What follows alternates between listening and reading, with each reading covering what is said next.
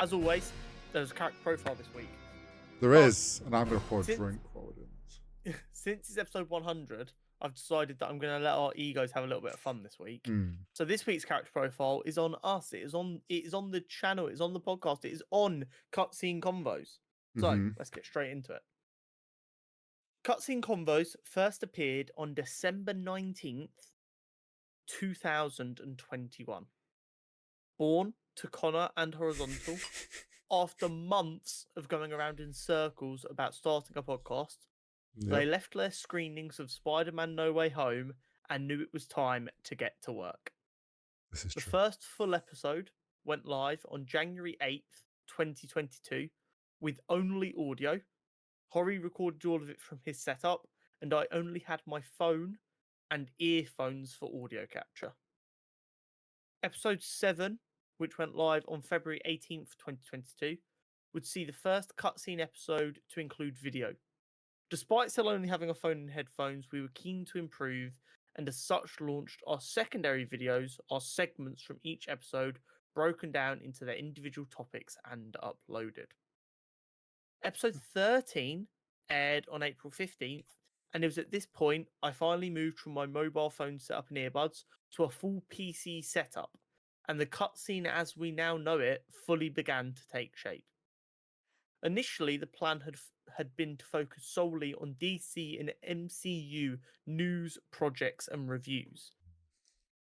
But before long, Andor and Kenobi would pique our interest, followed by Rings of Power, and then other projects. We became an all-round show covering all things nerd that interested us. It's been 107 weeks since episode 1. Meaning we've only missed 7 weekly episodes in 2 years. And in that time, we have uploaded 3,950 videos to YouTube.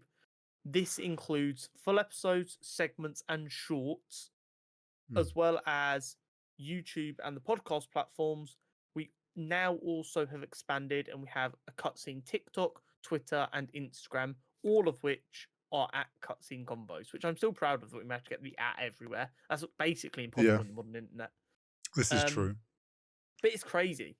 It is wild. We'll talk about it a little bit. We'll talk about it a little bit more after the Percy Jackson review. But I just can't believe 100 episodes, and like looking back at like even just the audio quality before we had video. I forget what it was like, what I was doing back then as well, with like the way I was doing the audio.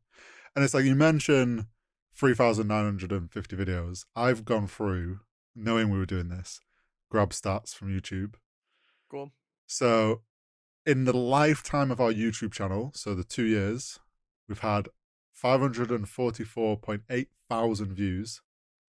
Insanity. Over 500,000 views. We've had 5.8 million impressions. That's crazy. Unfortunately, 90% of our viewers are not subscribed. So if you haven't subscribed already at this point in the video, please go hit the subscribe button. Oh, he's there. He's on the quick draw. Love that. Also like it while you're at it. Yeah, absolutely. Now, this is interesting. 95% of our views have been on shorts, which just shows in the modern day like how strong short form content is. Something that I love is our top video in the 100 episodes to this day is still the video on Henry Cavill. I was discussing about Henry Cavill announcing the 40k projects. That video went off. Like, it's got 1,800 views. I don't blame people. It's Henry Cavill.